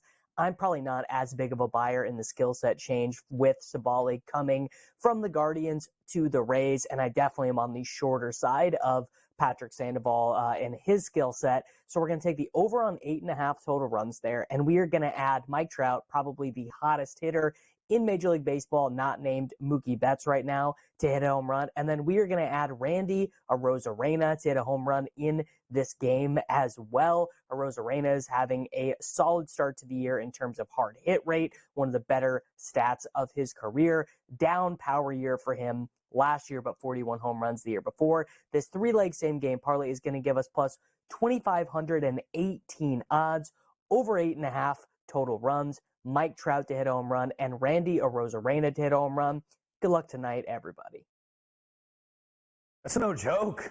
It's a big-time ticket there put on the table by Davis-Maddox. By the way, the MLB play of the day is going to be coming up in a couple of moments here. Cole Reagan's over 17.5 recorded outs. If you want to get in the mix there. NBA-wise, Embiid is up to 6 early ones. We've got Giannis coming up in a little bit over the 27.5 points. All right, I love doing this. When a season ends that next day, you can always bank on there being the outright market for next year. And I know a lot of people throughout a lot of publications have done great work with their way too early top 25s. Let's do some way too early headlines here and settle in a little bit easier. And the headline of next season will be, can UConn three-peat? The impressiveness of what they did this year is lost on no one. Trust me, this is not me trying to save face, but I had a list of preseason teams that I thought there was value on. Ultimately decided on 4 of them, clearly didn't cash the ticket. But one team that I had the little write-up on was UConn. I'll tell you right now, the main reason I had not bet this team is nobody had gone back-to-back since the Billy Donovan-led Florida Gators. And it just felt like it wasn't going to happen. It felt like it was, I don't want to say impossible, but just not worth it based on the fact it hadn't been done in so long. I guess we were due for a back-to-back champion. A three-peat, though, it sounds outrageous. And it's going to be a tough task. Now, UConn is getting, I believe, respect in this market right now at 15-1. Now, there are going to be some who say, why in the world is this team not a favorite? That's because of what's leaving UConn. 2 guys out of eligibility and another 2 going to the NBA draft. Tristan Newton, Cam Spencer's college careers are over. If they had more eligibility, maybe they come back. They don't. They'll ultimately could maybe play in the G League, overseas, not as sure what's ultimately going to happen there. Maybe late second-round picks could have a nice summer league. Donovan Clingan and Stephen Castle, I today was looking at an updated mock draft, I believe, published by Bleacher Report, that had both of those kids getting drafted inside the top 6. So they're both going to be gone. It puts UConn up against it. If we could just quickly go back to your way too early top 10 rankings for next year, a couple of key items. We'll talk Duke in a moment, the favorites. Kansas. They're waiting on the decision for Hunter Dickinson. That's a big one. Does have eligibility. If he's back, that's big. North Carolina, waiting on the decision of R.J. Davis. If he is back, that's big. Arizona today, we did see Kylan Boswell enter the portal, so some change coming over there. We'll talk Baylor, Kentucky in just a second. Gonzaga at 30 is probably going to be the team that, if there are a swell of early bets coming, outside of Duke, would be the one that people look to get involved with. Everyone other than Anton Watson, that was a main contributor for that team, is coming back. So that means the backcourt of Nembhard and Hickman, Graham Ike, a lot of production returns for Mark Few and Gonzaga. Mark Few, someone I thought Kentucky might make a call on. Maybe they didn't make the call because they knew it would be a waste of time. Few probably excited about this group that Gonzaga has next year. But no matter what led to that decision, Kentucky's list seemingly came down to 3 names. A report earlier today from Matt Jones of Kentucky Sports Radio that the Wildcats would look at Dan Hurley, the current back-to-back national champion head coach for UConn, Scott Drew of Baylor, and Billy Donovan of the Chicago Bulls. Dan Hurley, of course, asked last night about the Kentucky opening.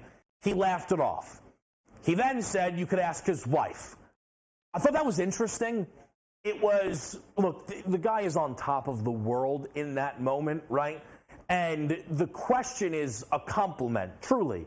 Hey, do you want to take what is arguably the biggest job in your profession? And he didn't seem bothered or fazed. He doesn't seem eager to go. He didn't seem caught off guard by the question. Kentucky faithful, though, were certainly saying, he didn't say no, which is interesting.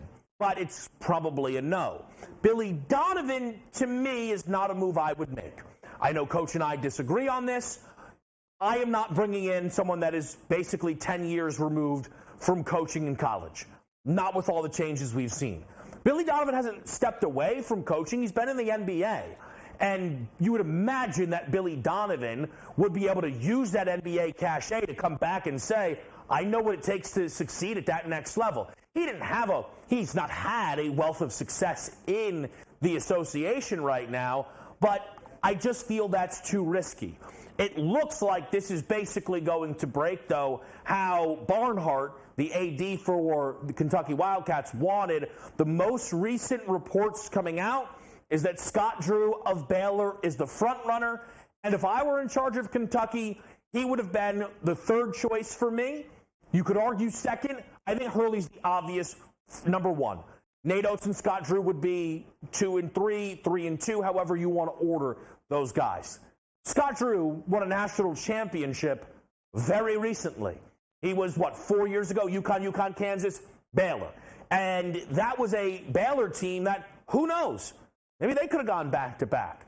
The incredible thing about that Baylor team is when we go back to the year before that, it was the pandemic, where Baylor was one of the very best teams in all of college basketball, along with Gonzaga and, of course, Kansas that season. Scott Drew has continuously been putting great teams forward in Baylor, tournament proven, and also checks the box for Kentucky, the ability to bring in McDonald's All-Americans. He's done that 4 years in a row. This season, VJ Edcombe, a top 5 high school recruit.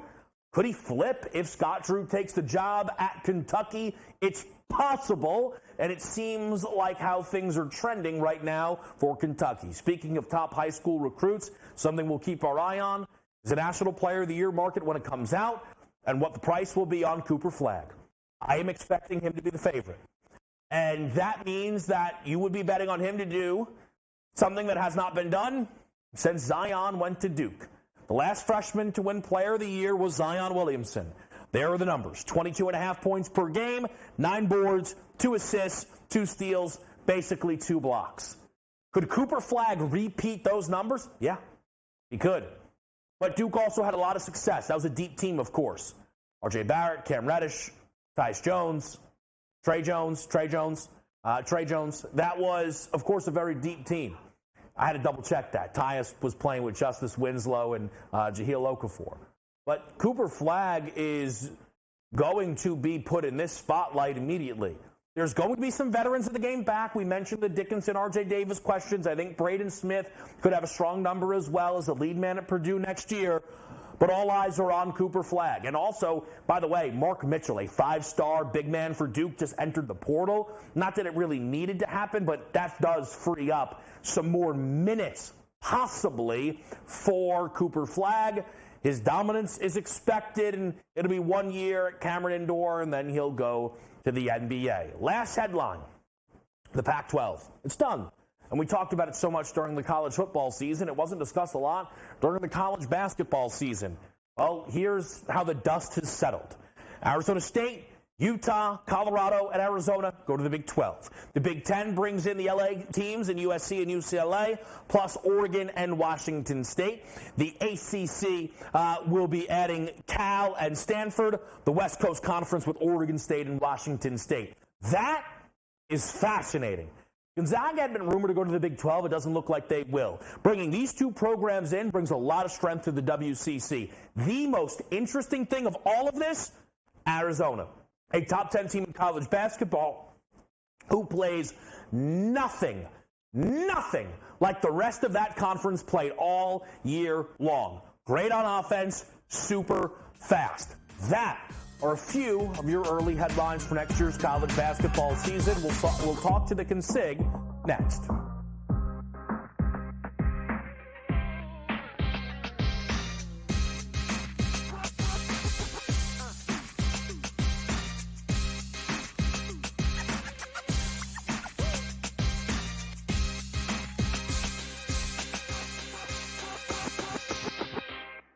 There is going to be an energy to game time decisions that you will feel night in and night out. We're going to go through every single thing, and I've got a great team behind me that's going to help me get the job done. I want this to be the place that people come to. We are going to hit every single one of those markets that you need to know about. There is not going to be a better place, I promise you, than Game Time Decisions. We will have everything at our disposal, and we will use that to our advantage. I'm Kevin Walsh. Tune into Game Time Decisions from 6 to 8 p.m. Eastern on SportsGrid. I mean, is it pretty much cut and dry that NC State is the biggest surprise of the weekend? I mean, I don't think anybody's bracket had the Wolfpack going this far. I think they're going to find a way to keep this one close. And we all know Purdue's tournament history under Matt Painter. They've had a lot of early exits when they've been good teams, and maybe this is the time they'll exercise their demons. It's kind of like when Virginia lost to that 16 seed UMBC. Newswire, only on SportsGrid. We had the best team in Colorado losing. So there's like, it's not even like Colorado's going to sit on it, right? I mean, there's no way in the world we're not getting one more goal. We're going to cash this ticket. Cha-ching, cha-ching. I love the bet. I love the price. I think that's, like I said, that's one we're going to have to, I mean, we're telling everybody right now. They're probably moving it in risk rooms everywhere right now based on us giving out this information. In-game live, prime time, only on SportsGrid. North Carolina come back, take the lead, and then somehow Alabama punches back. A true classic. Like, the word classic gets tossed around loosely a lot, but that really was a true classic. Great point earlier about Arizona.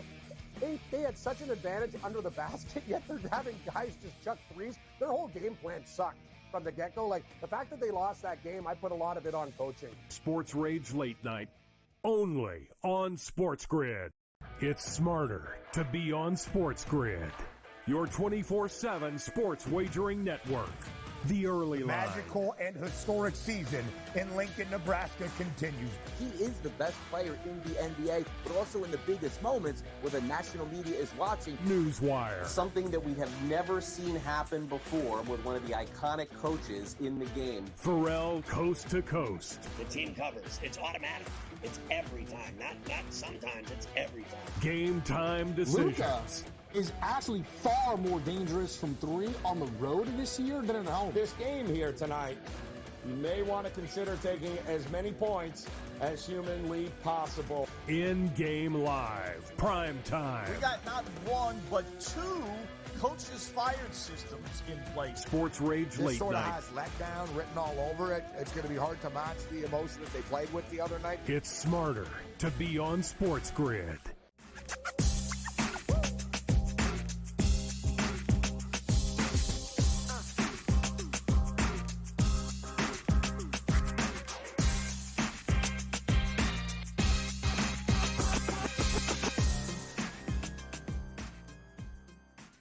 We're back right here. It's Game Time Decisions.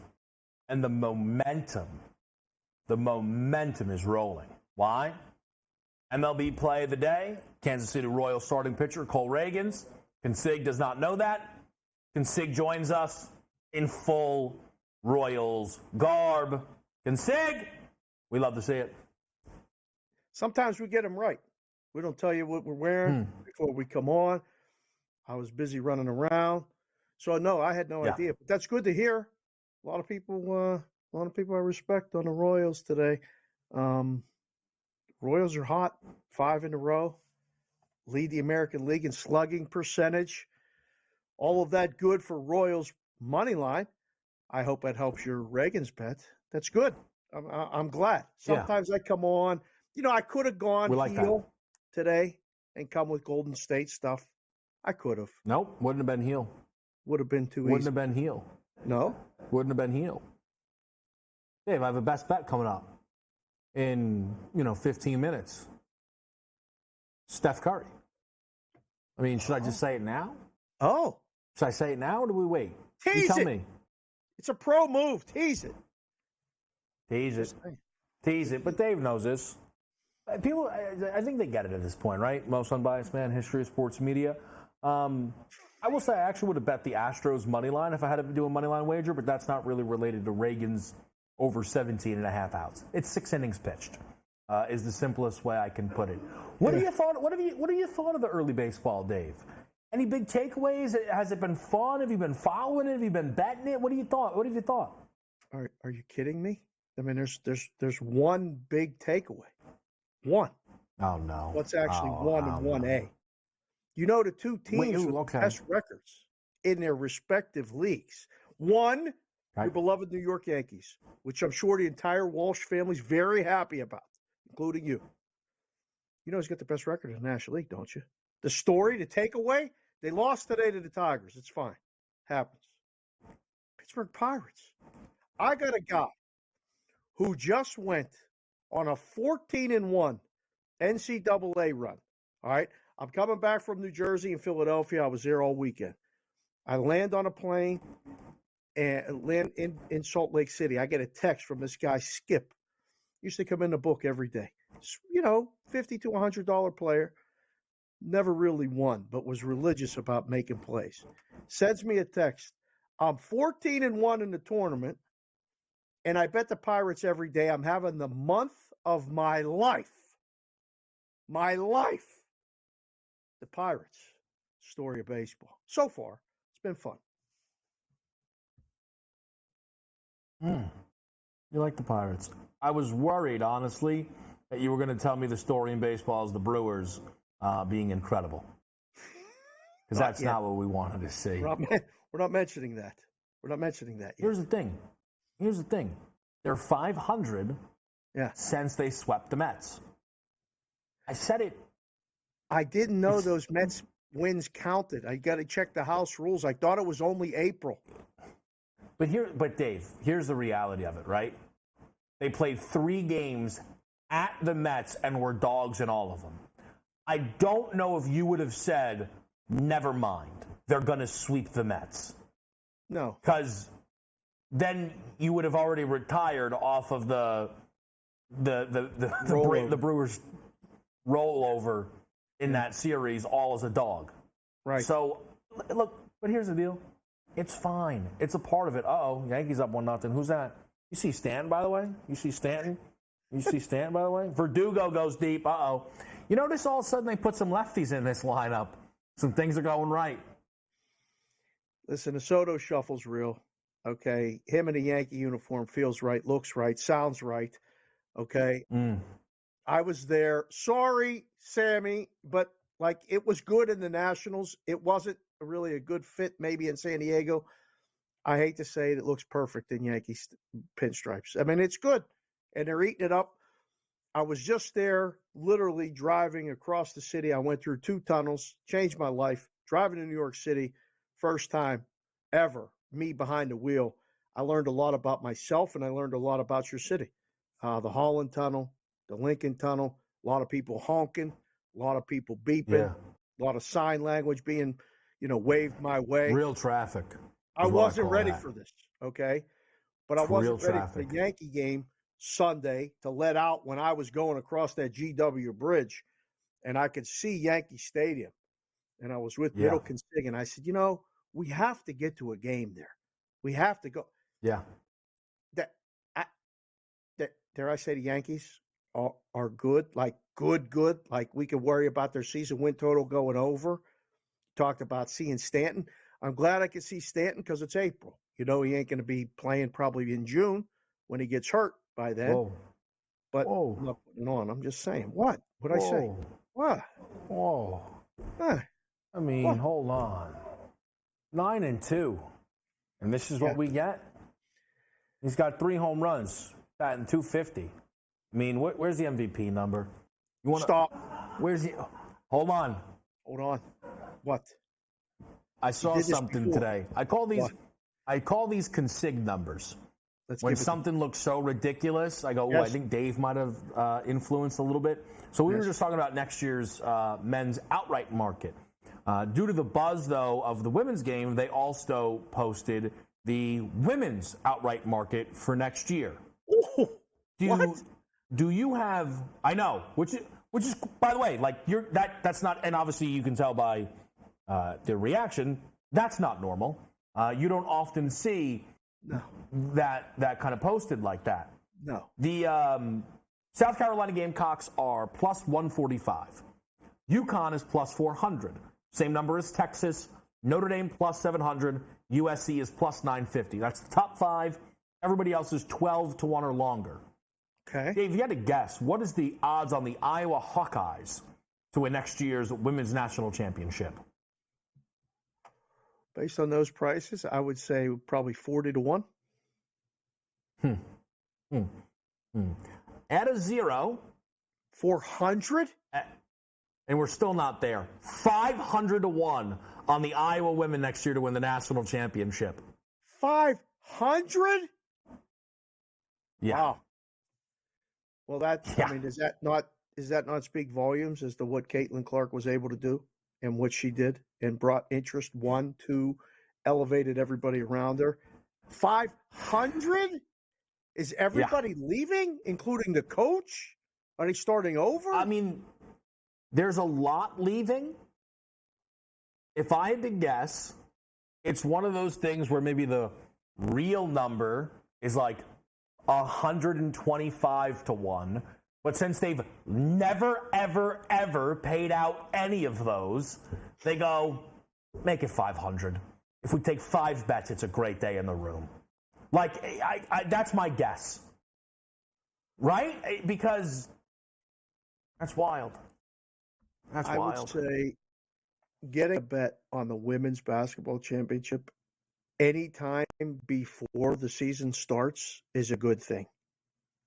2 days after the championships game being played, you better offer some specials. You better find a reason for somebody to actually give you the money to hold for a full calendar year. That's a long time. And, I mean, would you feel comfortable betting on any college sport not right before the season, knowing what we're going through with the transfer portal, K-Dub? So That's a good point. It's a good question, I guess I should say. It's betting prior to free agency, right? Yes. It's risky. And if you're going to do it, you're really only going to do it, again, as if you think you're beating a number, right? Yeah. Some people have their early top 25s out, right? I think it's fun. I know some people think it's silly. I think they're fun.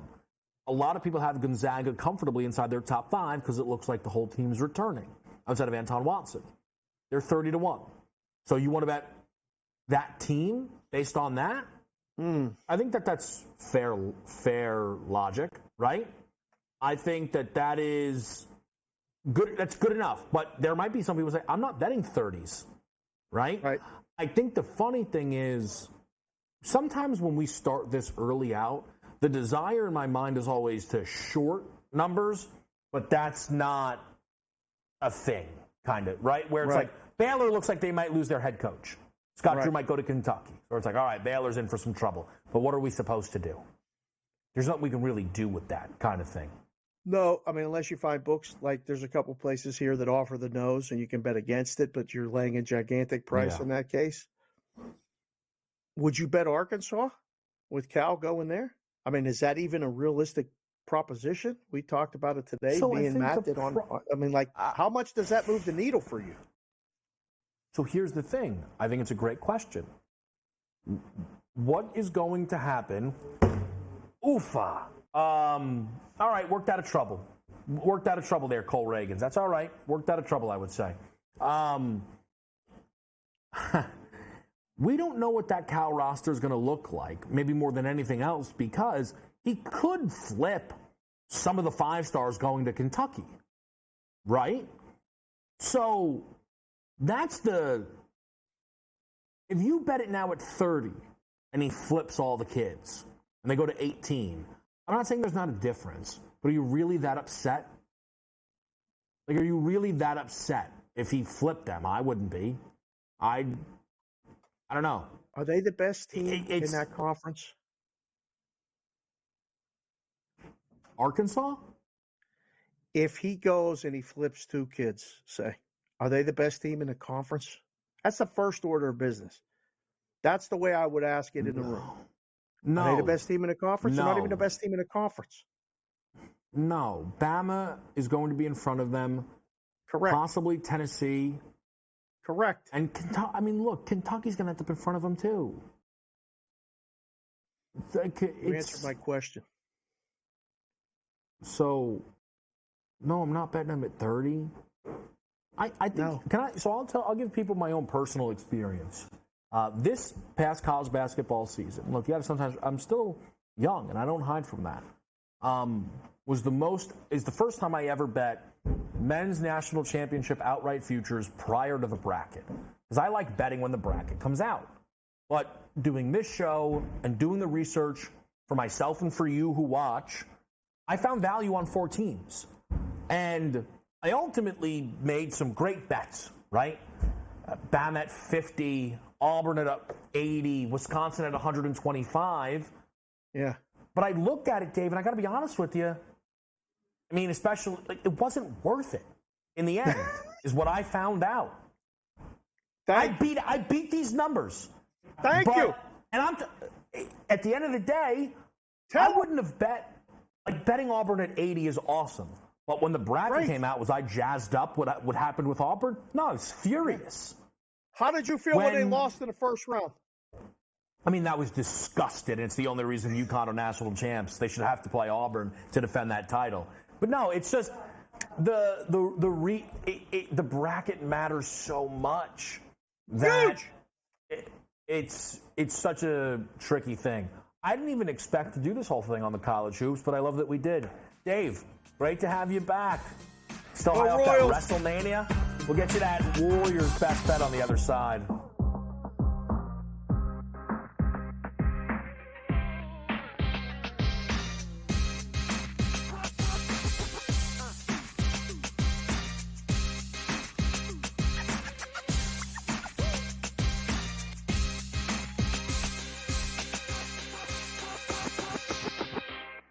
There is going to be an energy to game time decisions that you will feel night in and night out. We're going to go through every single thing, and I've got a great team behind me that's going to help me get the job done. I want this to be the place that people come to. We are going to hit every single one of those markets that you need to know about. There is not going to be a better place, I promise you, than Game Time Decisions. We will have everything at our disposal, and we will use that to our advantage. I'm Kevin Walsh. Tune into Game Time Decisions from 6 to 8 p.m. Eastern on SportsGrid.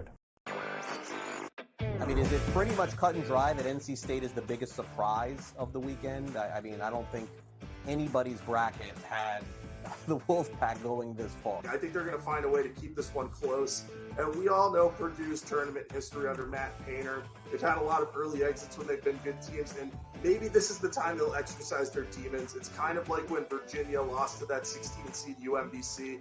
Newswire, only on SportsGrid. We had the best team in Colorado losing. So there's like, it's not even like Colorado's going to sit on it, right? I mean, there's no way in the world we're not getting one more goal. We're going to cash this ticket. Cha-ching, cha-ching. I love the bet. I love the price. I think that's, like I said, that's one we're going to have to, I mean, we're telling everybody right now. They're probably moving it in risk rooms everywhere right now based on us giving out this information. In-game live, prime time, only on SportsGrid.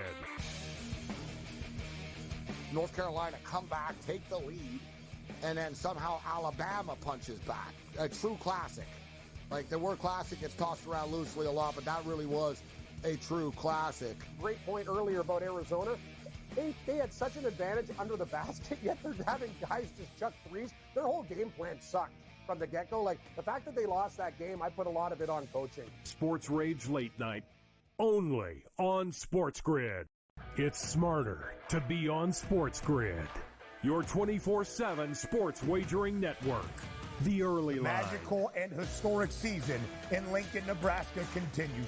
He is the best player in the NBA, but also in the biggest moments where the national media is watching. Newswire. Something that we have never seen happen before with one of the iconic coaches in the game. Pharrell coast to coast. The team covers. It's automatic.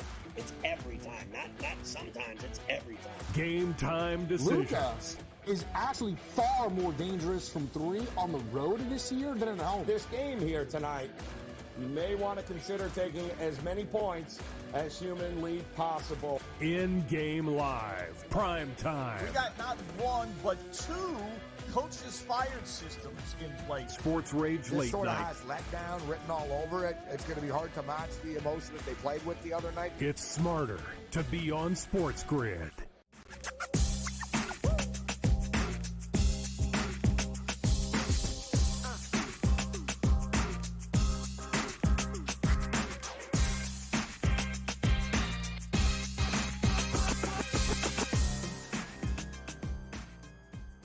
Back right here on SportsGrid. I'm Kevin Walsh with you on Game Time Decisions. Up next, we'll be in-game live, so make sure you keep it right here on SportsGrid. That show, of course, featuring tonight Dave Sharonpan, who is here in the side cam in case there are any extra comments needed after I give out your best bet. Tonight, the Lakers and the Warriors go head-to-head. The greatest player in the history of basketball will go to battle for the LA Lakers, and he's up against it tonight because Steph Curry has already made 5 threes as I see it. Give me Steph over 4.5 made threes. If you look, Steph Curry on the season, when he shoots 10 or more threes, which has happened 50 times, 33 of the 50, he's gone over 4.5. We can do that math. That's a 66% hit rate. That would make you the greatest gambler in the history of the world. Why am I so confident Steph's going to shoot 10 threes? Post All-Star break, after a loss, every single time so far, he's attempted at least 10. 3 games so far this year against the Lakers. He's attempted at least 10 in all of those, including a game. It went to overtime, but still, he attempted 21. Last game he played against the Mavs, made 5, 14 attempts. Steph's and the volume is going to be back, and he's also due for a very efficient game, Steph Curry, because he hasn't had a 40% game. Don't be surprised if it's 7 made for Steph tonight here. Consig, most unbiased man history sports media. I've done it again. Shoot or shoot. K-Dub. Shoot or shoot. Like, True. keep firing. That's what hopefully Steph is going to do tonight. Hopefully Steph is going to make at least 5. I like this maybe alternate total. Maybe 6. You said 7? That's big plus Could be money. 7. Could be Dribble. 2 little dribbles for K-Dub. Step back. 3. I've seen it. You could do it. I like it. Consig likes it. And also, if I'm mimicking the... Thank you, brother. Looks like Steph likes it as well. If you need other NBA picks, let's get SGA first quarter points over 8.5. We're in the mix, people, and Game Live's next.